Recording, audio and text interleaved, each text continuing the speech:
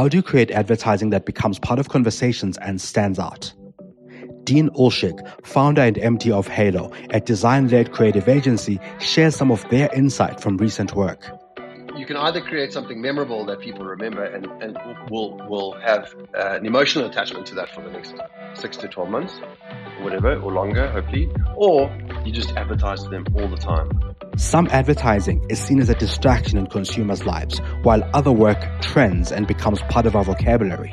When we took this brief, we were given 3-month KPIs on what we wanted what they hoped that this campaign could achieve. And we'd reached those 3-month KPIs in the second week of the campaign running. In this episode, we talk about why that is. I mean, the short answer is emotion. And discuss some of the human insight that can be drawn from some of the most successful examples. Please stop thinking the consumers are dumb. They're not. The consumers are really, really smart and they appreciate when you give them the time of day. This is The Lead Creative.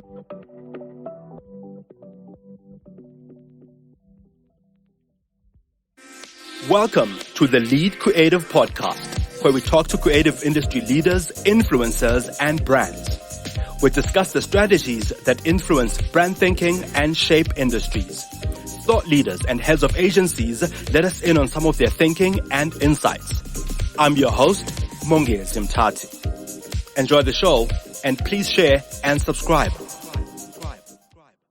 Dean, thank you very much for joining us on The Lead Creative. It's such a privilege to have you on the show.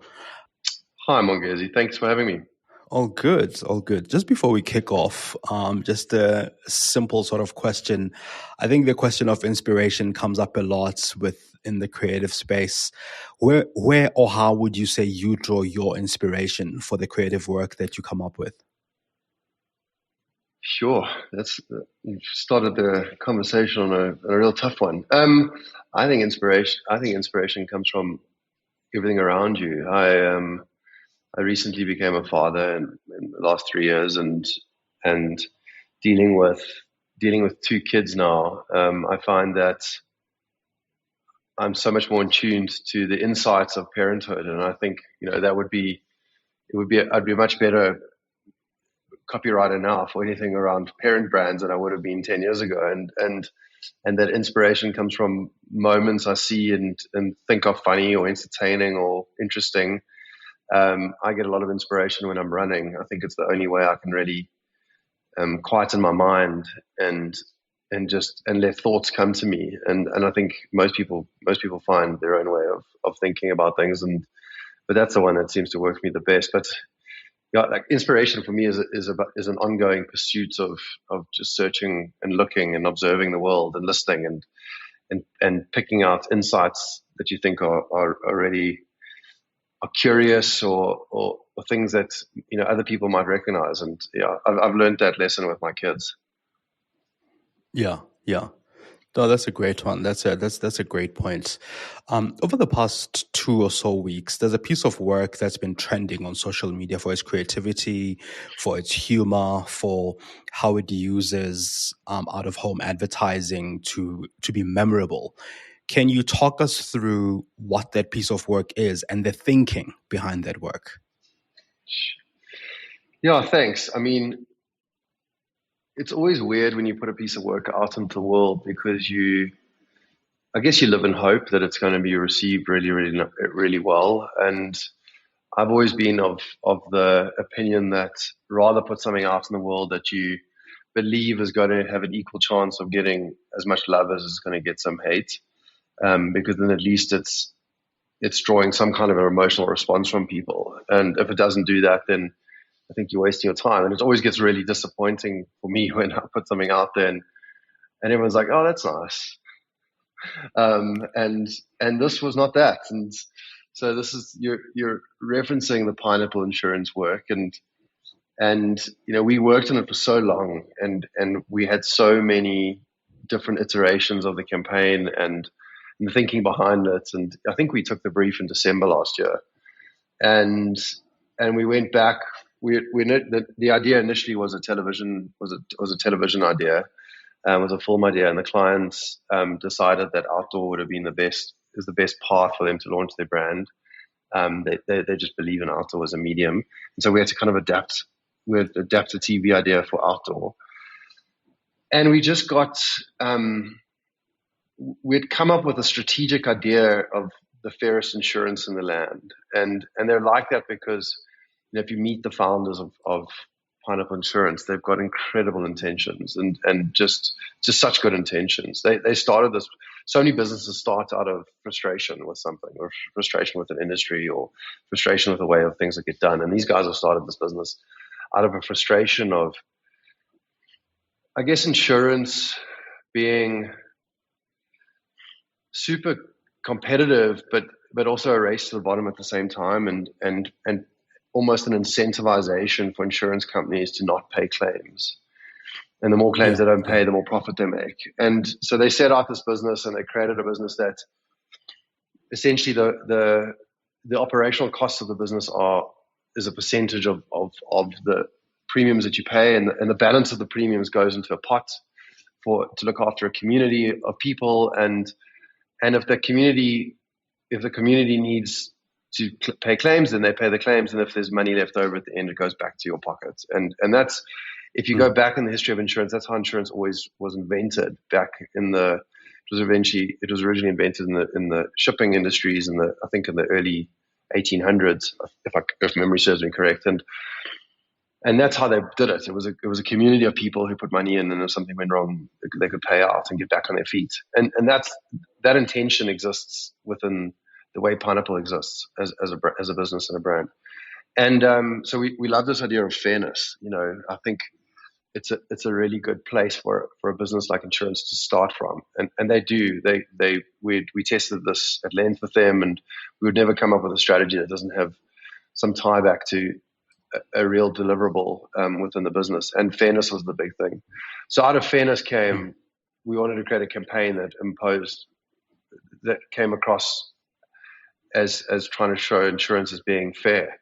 And we came up with this idea of 100% pure insurance, 0% anything else. And originally we creatively played in spaces of organic insurance and vegan insurance, if there was such a thing, and we started like those are some fair creative territories, and it was just these really creative territories that were quite fertile around what you could do with 100% pure insurance. And we ended up in a space of honesty, and we created I think one of the first lines we created is actually still on a billboard now, has gone up on a billboard, and it says, we went into the boardroom with the clients, and we presented this billboard, and it said, in inverted commas, as a quotation, the founder of Pineapple is a guy named Manus, and we put a billboard up that said, "Well, that's never going to sell insurance," quote by Manus,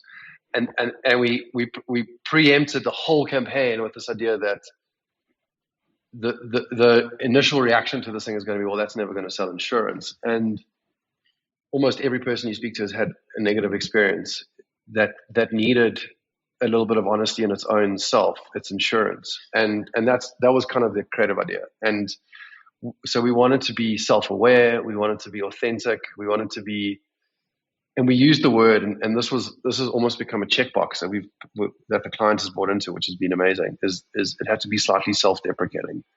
It had to relook at themselves in a way that was quite humorous. And there's a famous campaign. I'm sure you know, when KFC couldn't deliver chicken, they had a shortage of chicken in the UK, and their agency at the time just flipped the letters around, and it just said FCK. So it was just like, I think people just so appreciate brands being honest and taking a look at themselves. And I think this is one of those things that stands out in the social media posts that I'm seeing where people comment on this piece of work. It's the humor on the one side, but on the other side of it, it's the honesty and how people find it to resonate with them as a piece of work that just makes sense.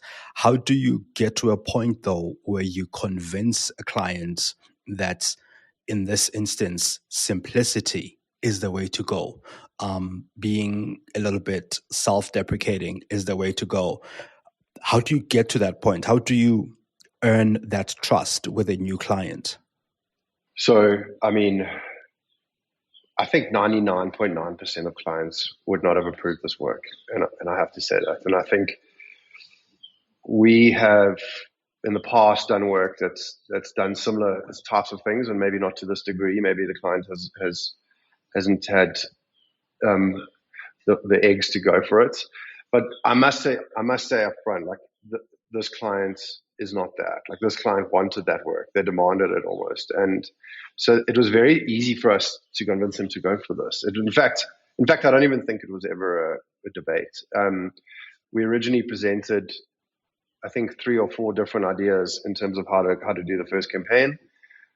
As I mentioned, this was originally a TV idea, and they immediately gravitated towards this one, and they said this is the one we have to go with, but we have to do it on outdoor. We then went and chose. We then started fine tuning the campaign to be an outdoor campaign, and they kept. Yeah, they bought it. They bought it immediately. They loved it. They laughed, and they felt it. I think the client felt if they laughed, their customers will laugh. And the difference between a startup or a challenger brand like Pineapple and a bigger insurance brand, let's not use any names, is that the decision maker it's who the decision maker is. And in this case, the decision makers were all the founders of the business. So there was no one above them that had to buy into this. There was no one above them who was going to judge their decision-making process and how could they have done this? How could they put a billboard up that said what it says? And whereas at a big insurance brand, it's a marketing director who's got a group marketing director above them, who's got a CEO above them, and then who's got a board above them. And everyone, often clients, I think, they judge creative work from a place of a little bit of fear. I'm not saying they're all fearful of it, but there's a little bit of fear ingrained in it. And people always, if 10 people were speaking about you, one was saying a negative thing and 9 was saying positive things, you'd worry about the one negative. You'd worry about why is that person saying negative things about me? Why is that person saying bad things about me? It's just the way we're inclined as human beings to be worrying about the negative stuff. And, we're built with good fear receptors. And so people often judge work like that. People judge work going, well, what is that 1 out of 10 person going to say? Whereas the Pineapple guys were like, I can't wait for the hate. They were like, I can't wait for people to not like this, because then they've clearly missed it. They've clearly not the audience. They're clearly not the target market. They clearly don't get it. And if we get it, if we find it funny, then the people we're supposed to be talking to find it funny. And because they're young, and because they're startups, and because that they're in any startup, it's probably a little bit more aggressive in their approach. They realize that there's a whole audience out there of young under 35s who no one's speaking to or no one's speaking with, because no one speaks their language. Like those guys don't resonate with, an Outsurance or a My Way or like one of these established, or Sunlum. These guys aren't connecting with those brands, because those brands aren't speaking to them at all. We just spoke to people, and we just spoke to the TikTok generation in the way that they want to be spoken to or speak about, or the way they speak about insurance. But we just did it on a billboard. If this campaign was a digital campaign, I don't think it would have succeeded. But it was almost this audacity to put those words up on a billboard that people were like, whoa. And then ironically, it went viral on social media.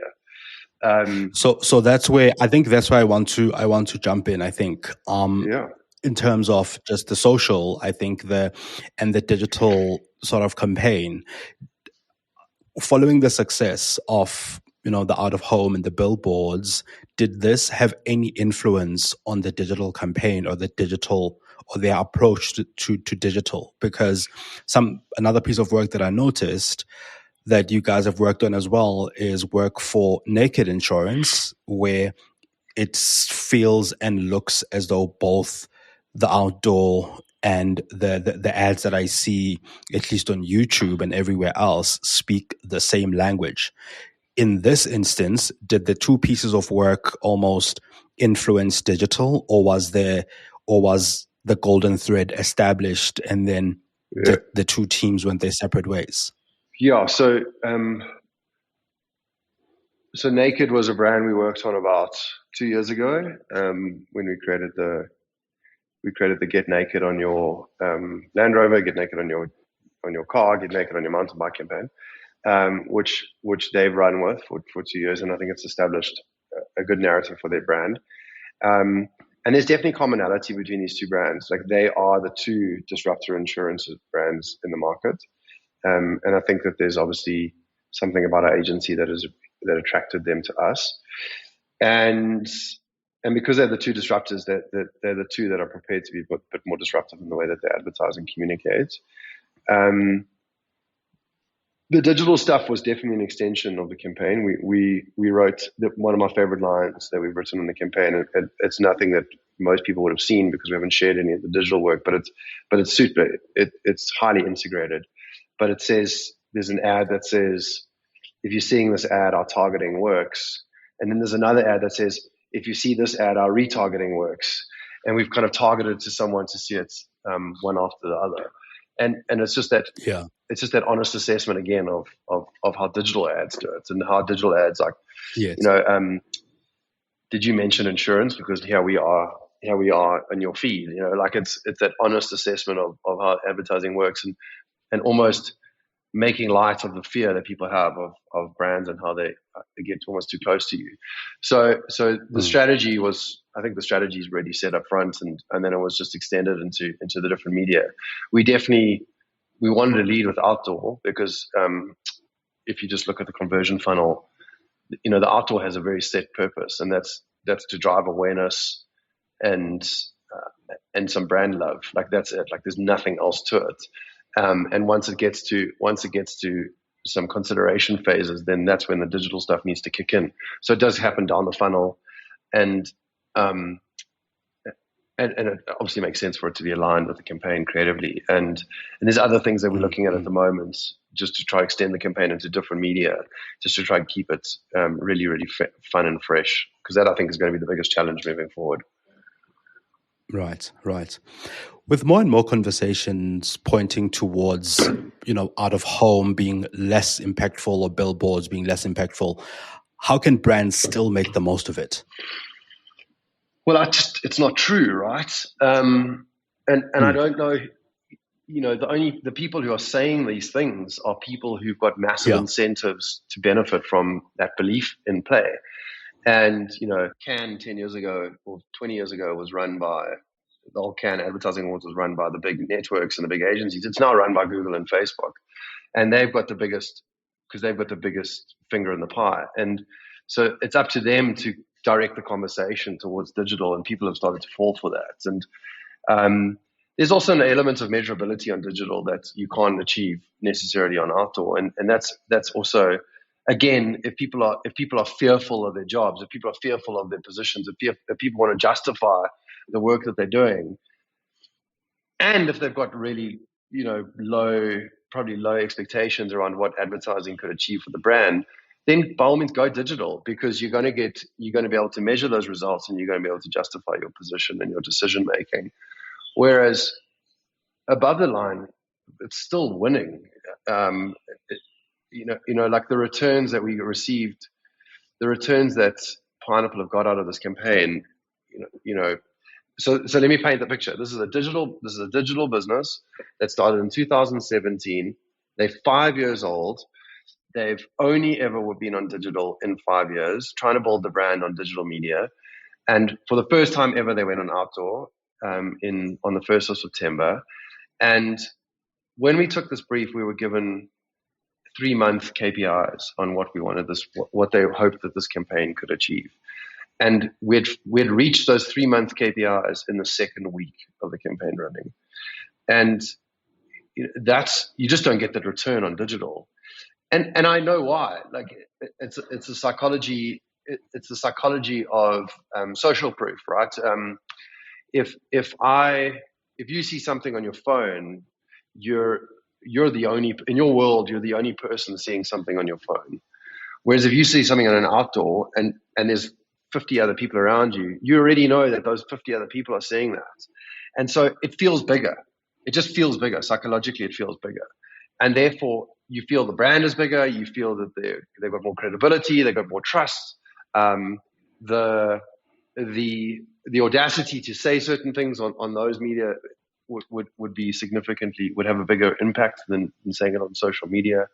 And so outdoor is definitely working. Just another anecdotal answer, another anecdotal piece of evidence around this is Yoko. Right now, I think Yoko is one of the darling brands in South Africa, and we were unbelievably privileged to work on Yoko a couple of times over the past 3 years. And they did a rebrand. They did a rebrand last year to try pull their brand more into an African context. It felt like quite banky and quite European, and they wanted to make it way more African and way more context. And they've got an amazing head of design at Yoko in Yoko's studio called Elton, and he led the whole brand evolution. And so we did the campaign. We did the campaign last year for them on this, and the campaign launched in I think August last year, and it was the first time. So Yoko, I think, correct, I could be wrong. I think it started about 2014. So it's about the brand was about 7 years old. Again, only been on digital. They obviously had physical presence in stores and the retail environments that they operated in. But last year August was the first time Yoko went onto television and did some supported that with out of home. They went. Since then, I must be careful of what I can and can't say. But the campaign itself ran from August last year to February this year, so 6 months. And in 6 months, that of a 7-year-old business, they increased their business size by 65%. They went from roughly 120,000 customers to over 200,000 customers in 6 months. And it was the first time they ever went on above the line. Now, I mean, I'm selling my campaign short because hopefully it had something to do with that.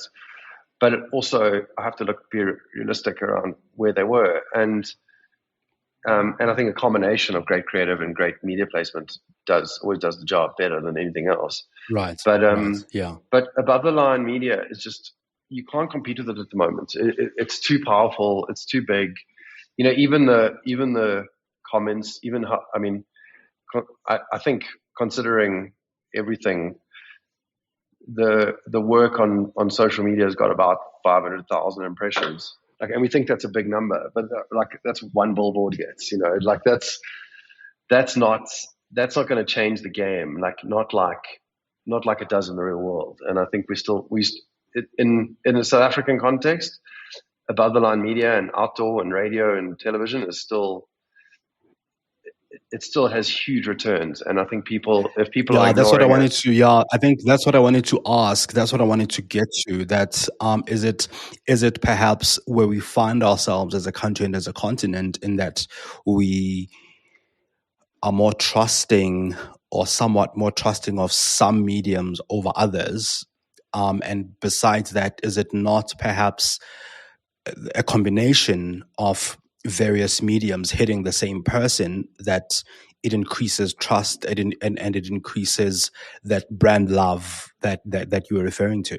Yeah, absolutely. I mean, I'm not a media planner. I'm a media strategist, and we had very little play. We had very little play in the decision to go. I mean, we presented outdoor work, and we wanted them to go on outdoor. We pushed them for that, but we had very little play in the planning of the actual outdoor. And I think that's been a huge success of theirs in the way that they've got a campaign that's seemingly everywhere, much like the drip campaign, right? Like, it's just everywhere you go, yes, you see yes, drip, you see drip billboards, and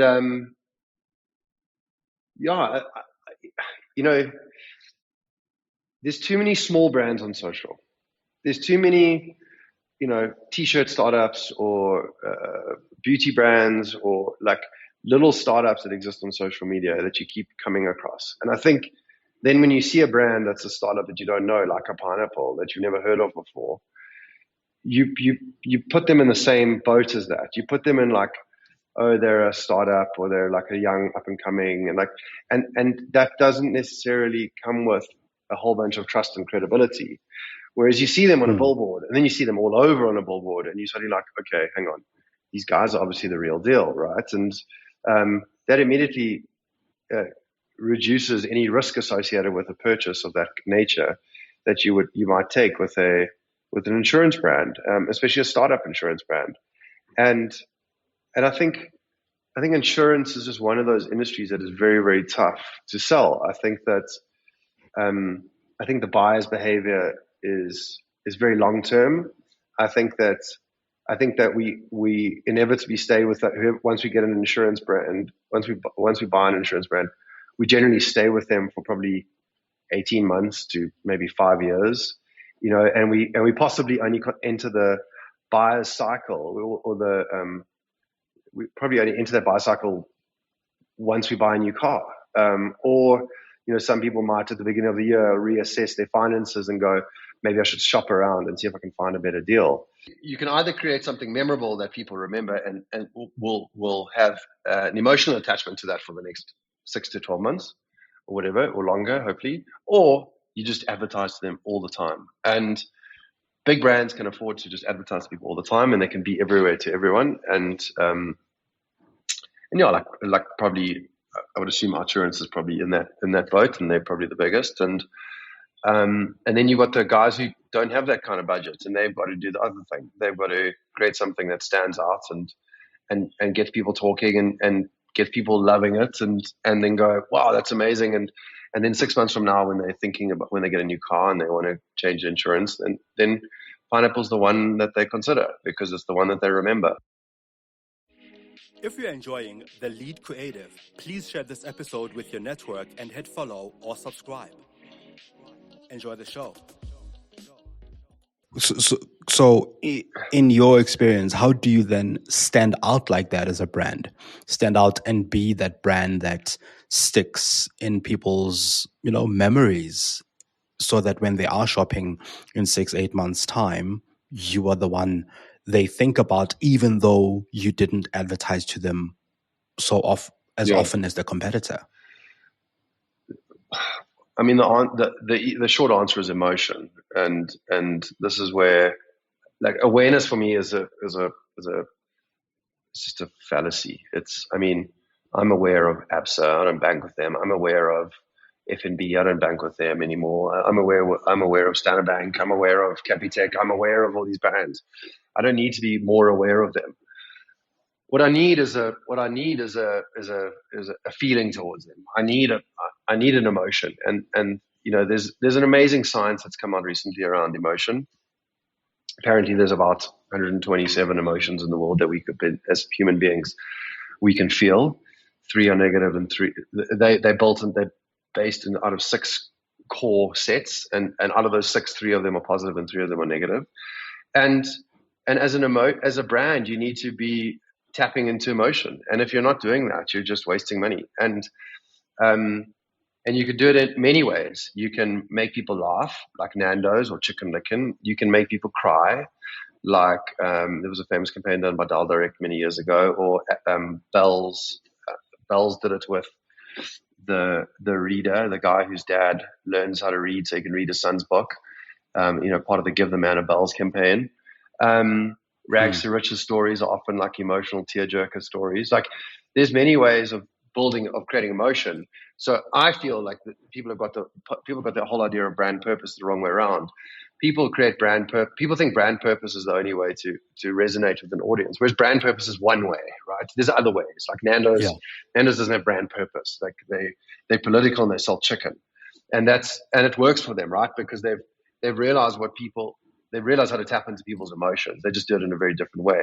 Patagonia, on the other hand, which is obviously on top of everyone's minds at the moment, because of what they've done recently, taps into emotion a different way. Like it taps into people's passion around the environment and global warming and climate change.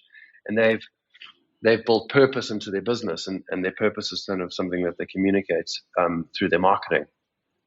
So it's got to be about marketing. I wish I could share an image, and maybe I'll send it to you, and you can put it into the link of the podcast. But there's a psychological model called the hierarchy of effects, and the hierarchy of effects is basically the decision-making process that us as human beings go through every time we make a decision. And I'm gonna go through it, and I'll use a few examples and how it works. And I think like this is the basis. This should be the basis of almost all communication, or all Yeah. strategy and all creative.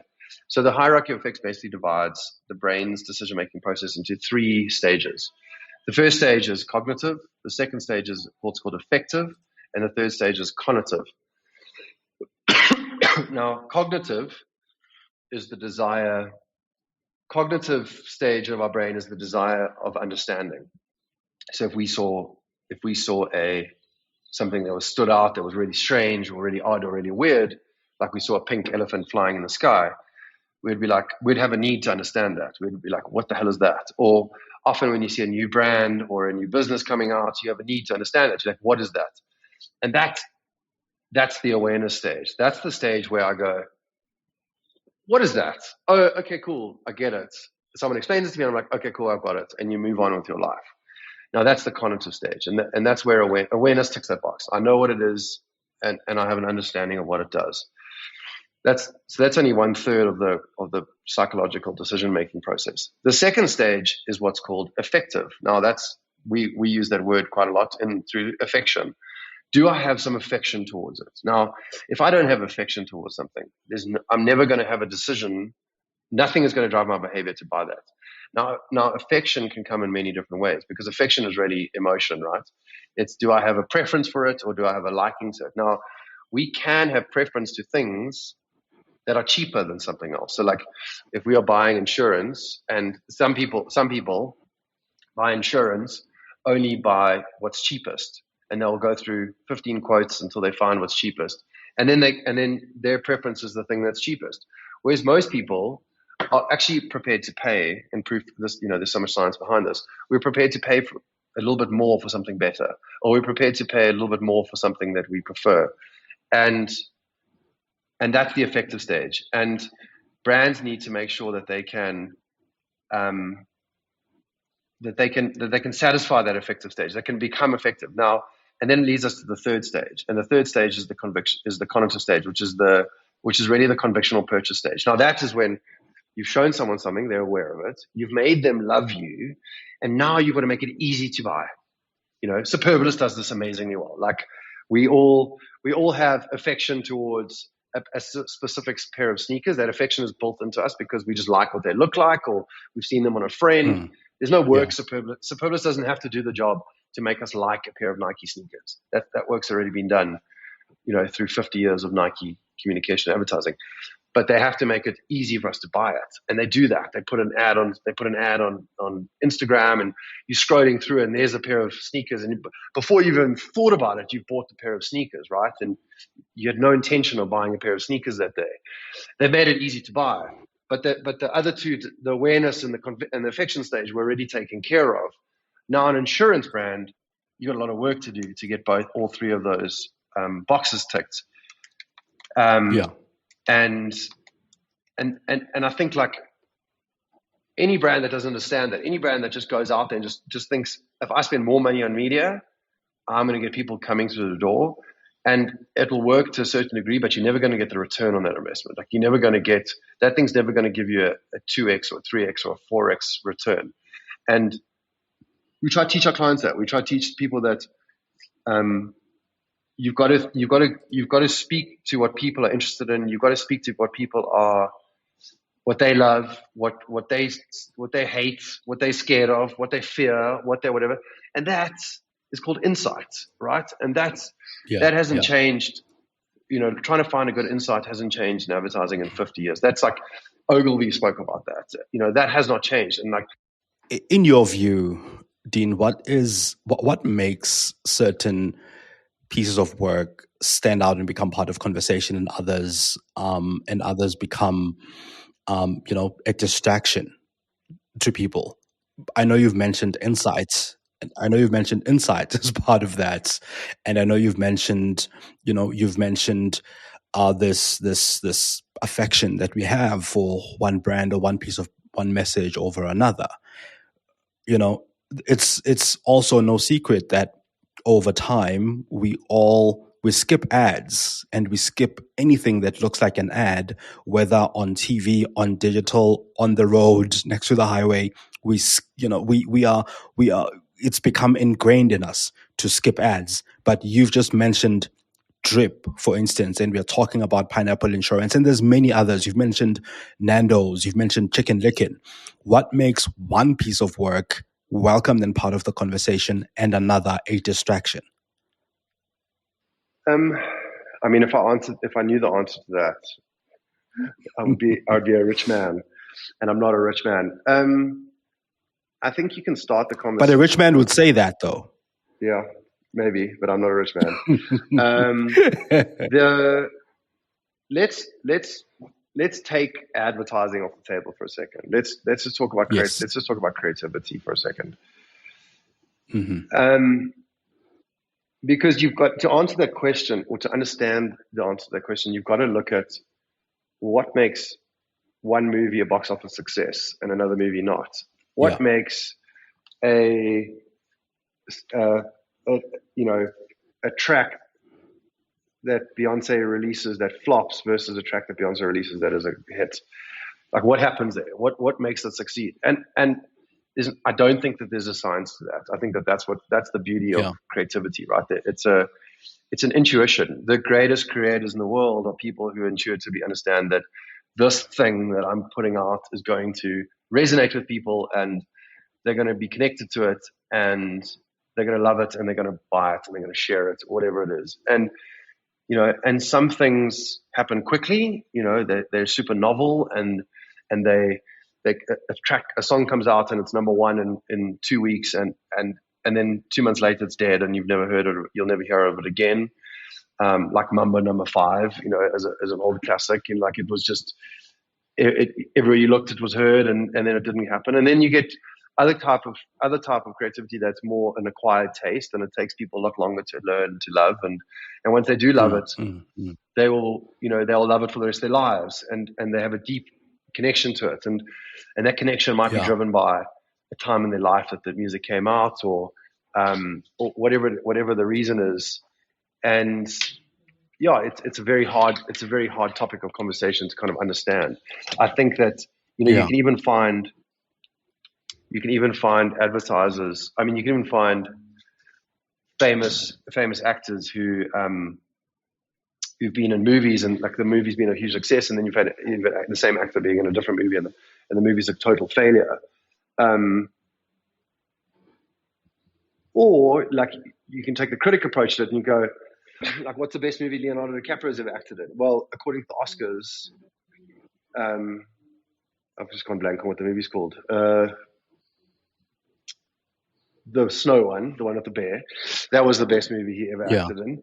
But, is that the best movies he's acted in? Well, I don't think so. I think he's acted in way more entertaining movies over the years. And then, does best equal favorite? No, because the best movie he acted in probably didn't get nearly close to the same revenue that some of the other movies he acted in. And so then you're like starting to dissect who the audience is and what do the audience resonate with and whatnot. And then you can look at like some of the teenage musicians, or when I was growing up, there were the boy bands and the Spice Girls, and like none of the stuff makes sense, bro. Like it's there's no scientific way of looking at this and going, oh well, Spice Girls had this and this, and therefore that's what made them succeed. Okay, now you've got to add the complexity of you're doing this on behalf of a brand, and you're actually trying to. This isn't about entertaining anymore. This isn't about giving something to the world and hoping that they take it. This is about forcing it down people's throats. And I think that's what advertising does badly, is that it often forces down people's throats. People think there's a great quote, which I'll call up now and I'll read it to you, because I think it summarizes really well the mistakes that marketers and advertisers make. But people think that that advertising is just about getting in front of enough people and you'll do it. You'll do a good enough job. It doesn't work like that. You have to get people on your side, and you can only get people on your side if you are actually able to resonate with them. And now you're asking them to, on behalf of a brand that's clearly paid for this thing. Yeah. to engage with this communication. And the quote goes like this. It says, a lot of advertising is geared towards persuasion rather than building mental availability. Persuasion is about assuming you're in the room and you're arguing your point. Okay, that's what most billboards do. They think that they're already in the room and now they just got to argue their point. Whereas mental availability is about getting into the room. And so that's the big challenge. Most organizations are failing to get into the room, but they're spending all their money on arguing as if they're already there. And I think that's like such a great way of looking at advertising. It's like there's just too many brands out there. There's too many messages. There's too many Yes. media. Like Yeah. Twitter. Yeah. Like yesterday, I was on Twitter, and like every fourth post now is an ad. And I'm like, have they just done that? Have they just like overnight just turned on advertising on Twitter? And like, I think people will leave Twitter so fast if that's the case, because these are like, now you're relying on an algorithm to assume that I'm an audience for this brand, and like they get it wrong 10 times in a row. I've got 25% of my Twitter feed is totally irrelevant to me. Whereas now going back to my examples I used, Nando's, Chicken Licken, Nike, there's many examples, VW, BMW, Tesla, Patagonia. Those brands have already been accepted into culture. Drip as an example. They've already been accepted into culture. They don't have to ask permission to get into culture, not like an insurance brand does. So they've got less work to do. So when a Chicken Licken ad comes out, like people will have I think the guard will be down a little bit already to take that in and watch it and have an opinion around it. Right. Brands like insurance brands or banking brands or whatever, they've got way more work to do. Their work has to work 3 times harder to basically get the permission from the end user just to watch it, and then once they watch it, if they haven't skipped it, then they've got to go, okay, that wasn't so bad for an insurance brand, or that wasn't so bad for a banking brand. Now the job of creators in that space is to really, like, you've got to like disarm people. You've got to get them to want to engage, and you can only do that if you get them on your side. You can only get them if you talk with them, not to them. And I think that's what we really try to do with the Pineapple work was engage with people. Like we used social lingo on billboards. We used memes. We crossed over multiple cultural references to kind of to land the points. But like there's one of my favorite billboards says, "You've never heard of pineapple? Honestly, same." And like for a brand that's the one that I'm actually the most surprised clients signed off, like that one. And when they did, I was like, you guys are rock stars, man. Like you guys just get it. Yeah. You really get it. And I saw quite a few of these, the billboards themselves. And I think, I also have some of my own favorites among the ones that I've seen. And that one that you've mentioned also is. But also I think there's one with insurance scratched out as well. That was a favorite. And the one that says, apparently a billboard is supposed to have 8 words, and then there's a word that is combined. There are 2 words that are combined into one. The recommended number of words on a billboard. The recommended number of words is 8 on a billboard, and on a billboard is made into 1 word. Yes. Yeah. Yes. I think that was the point. We could have quite easily gone, like the client came to us and said, "Listen, we've got 90 sites," and we could have quite easily gone, "Okay, cool. Let's choose the best 5 and we'll roll them out across 90 sites." So every 6th site would have the same piece of creative on it. But we felt like that wasn't the intention behind the campaign, right? We wanted to give people something rewarding. We wanted people to look out for the next pineapple board. And when they saw another one, they've already seen 5 that they really like. So when they see the 6th one, they actively engage with it because they feel that like this could this could make them laugh or be something different, to what they've been seeing all along their journey. And so we made that part of the challenge. We said to ourselves, guys, we're not going to rest until we have 90 pieces of creative. We need 90 lines that we think are good enough to go on outdoor. And, anyone in advertising will tell you to get to 90, you've got to write 300. And so we did that. And we probably wrote more than 300. We probably got closer to 500 headlines. We've still got them all on a file somewhere. And maybe one day we'll pull that out and share them with the world. But we wrote 500 headlines. And it was the 500 headlines that gave us the 90 that we ended up using.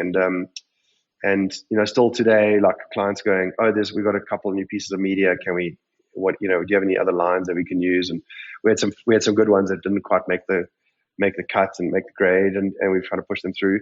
But then obviously we also had to balance them out with some more brand or product focused stuff, which we also did. But I think we got the balance quite right. Like it was probably 80% humor and entertaining and 20% product stuff. But again, like that's another great recipe of creativity, right? Is this idea of just pushing. And if we had done five really good lines, if we had taken even if we'd taken the 5 best lines and we'd put them up on, we'd put each line up on 15 billboards, so they all said the same thing, I don't think it would have got the traction it did. The fact that they were different, the fact that each one says something else, the fact that each one is a new joke or a new idea to get across, I think that's what people kind of appreciated. And that's just effort, right? Like that's just like, people aren't dumb. And I actually want to talk about that point. People aren't dumb, and they can appreciate that effort. The more they see, the more they appreciated the effort that went into it. The more they can kind of go, oh well, okay, I get it. Like these oaks have done like a really good job. And that's actually the one thing I probably will say against the drip billboard is like they're all the same. They've got different shoes on them, but they're all the same. And like I think that they could have got a lot more traction out of that campaign if they'd spent a little bit of like time thinking about the different messages that they could put out on different billboards. Even if they'd put like some language out there, they could have done it. They could have taken, we've got 11 languages in the country. They could have taken words of joy from all 11 languages, and they could have just accompanied the shoes on every single billboard. But effort is a really, I think, big part of creativity. And one of my favorite cliches, I'm going to call it a cliche because probably a lot of people who listen to your podcast have heard this, but the biggest enemy of great creativity, the biggest enemy of great work is good work. And people often do good work. And unfortunately in this day and age, when you're talking on behalf of brands and you're talking to audiences that are receiving 2,000 messages a day, good isn't good enough. And we have to be pushing for great work, and we have to be trying to create things that are 100% original and totally new and fresh, and thinking, and like where consumers looks at the stuff and goes, I've never seen that before. I never thought about it like that. Or oh wow, that's amazing. Like kudos to the guys who did that. Like, and that's when when audiences start resonating with brands, and that's when they start loving them. And like Yoko is one of those really good examples where they no longer have audiences. They don't have clients and customers. They've got a community, and they've got a community that they've been speaking. Yeah. They've been speaking. I'm sure you know Mash. Like Mash has been speaking to his audiences around Yoko and stuff for probably 4 or 5 years now, and they've got this like incredible community now of people who are just advocates of the brand, and like the brand's now starting to like sell itself, and way before they even have to do any pieces of marketing. And that's the ultimate goal for brands for me. Like Nike have done it, and Adidas have done it, and Tesla have done it, and Drip have done it now. Like they've got these communities of people who endorse, who are just mad, passionate subscribers to brands, and you can only do that if you start getting them on your side. Sorry, I've done. Yeah, I think a lot of talking. No, no, that's really great, and I think that's a really great point to close on, because it brings us back to the fact that you almost have to ask for permission to be part of culture rather than assuming that you are. And once you are, you build that community, and you build that community of customers and people who really love your brand and with whom your brand resonates. So I think for me, that's a really great point for us to end off the conversation. And yeah, it's been really insightful. I got a lot out of that, and I'm sure that when we share this, a lot more people will get a lot out of it as well. No, thanks, Mungezi. I think even more than asking permission, I think we've got to earn permission, and I think that's the bottom line. And the last point I just want to land is like, please stop thinking the consumers are dumb. They're not. The consumers are really, really smart, and they appreciate when you give them the time of day. So yeah, thanks very much for having me. It's been a really great opportunity to talk about it, and yeah, really, really enjoyed it. Thank you. Thank you for listening to The Lead Creative. Did you get one insight that's worth sharing from this episode? Please share it with your network or your friends. pop me some of your ideas and innovative finds on Twitter on @Mongezi. This podcast is available on Spotify, Stitcher, Apple, Google, or wherever you listen to your podcasts. You can also find me on mongezi.com.